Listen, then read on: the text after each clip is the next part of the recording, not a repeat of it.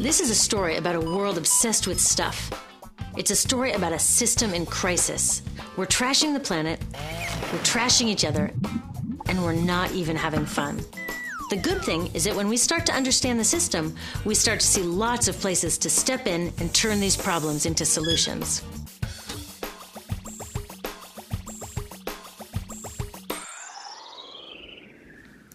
Can I tell you, I love my Pantene Pro V.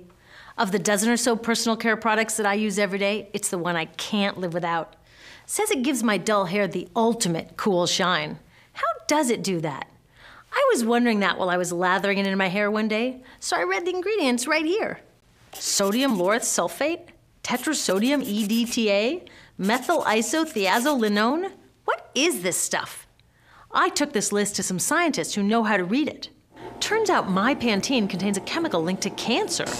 And lots of other products in my bathroom, from sunscreen to lipstick and even baby shampoo, also contain chemicals linked to cancer or other problems like learning disabilities, asthma, and even damaged sperm.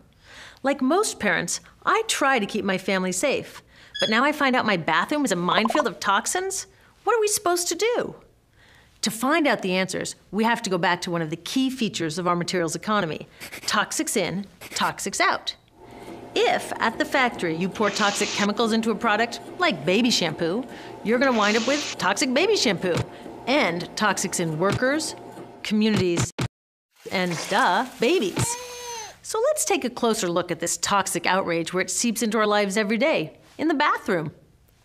The average woman in the U.S. uses about 12 personal care products daily. The average man about 6. Each product containing a dozen or more chemicals. Less than 20% of chemicals in cosmetics have been assessed for safety by the industry's safety panel, so we just don't know what they do to us when we use them. Would you fly on an airline that only inspects 20% of its planes? Of course, not all of these chemicals are dangerous, but we know that many are. Some are carcinogens. That means that they can cause cancer. Others are neurotoxins and reproductive toxins, proven to mess up brain development and reproduction in animals. Wait a minute, we're animals too. It's like a giant experiment. We're using all these mystery chemicals and just waiting to see what happens. One thing we do know is that they're getting inside us. I had my body's toxicity levels tested, and I'm loaded with things like mercury, flame retardants, triclosan, and lead. We all are. Even babies are being born pre-polluted. Now, I know we can't live in a lead-free world, but do we have to put lead in our lipstick? I don't know. Maybe it's my fault. Maybe I just bought the wrong thing. At the store, the choices seem endless. I can get lipstick in 49 shades, or shampoo for hair that's too dry, oily, fine, limp, or frizzy. But what about the choices that really matter? Like the choice to buy products that are safe? It turns out the important decisions don't happen when I choose to take a product off the shelf. They happen when companies and governments decide what products should go on the shelves. So who are these companies? This is Procter & Gamble. They're the ones offering me Herbal Essences, the #2 shampoo in the country. It contains toxic petrochemicals made from oil. Since when is oil an herb? On cosmetics labels, words like herbal, natural, even organic have no legal definition. That means that anybody can put anything in a bottle and call it natural, and they do. I mean, can you imagine a top seller called Petro Essences? Gross. What's even nastier are hair relaxers marketed to 5-year-olds and skin whitening creams.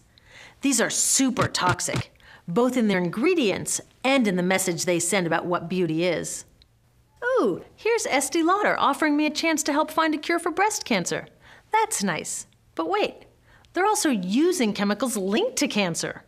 Don't you think the best way for Estee Lauder to fight cancer is to stop using those chemicals in the first place? So really, I get to choose between meaningless claims on a bottle.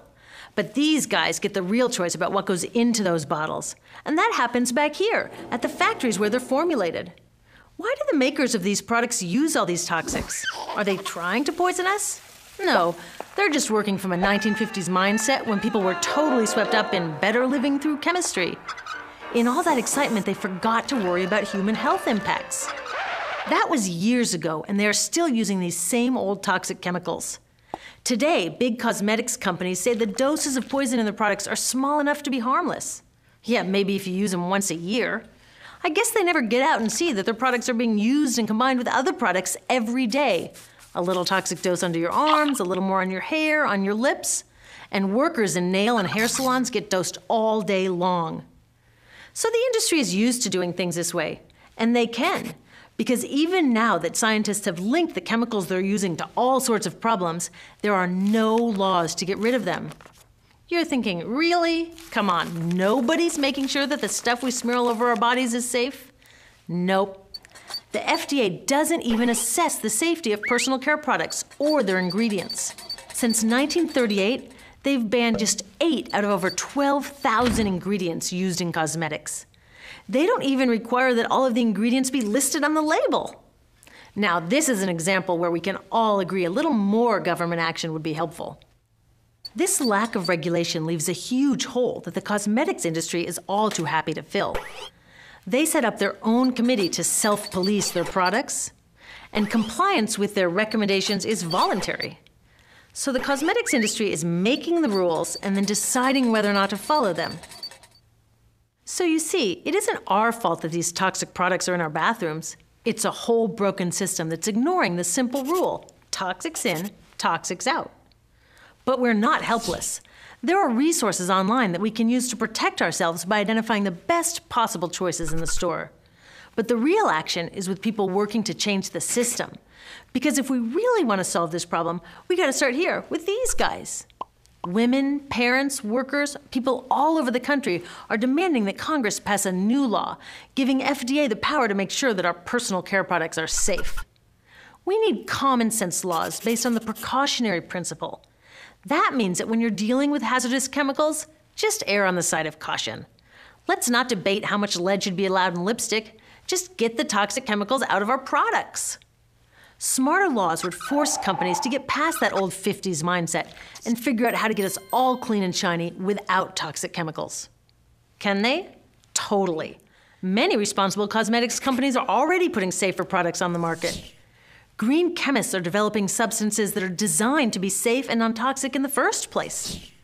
European governments have required the removal of many toxic chemicals, and companies have figured out how to comply.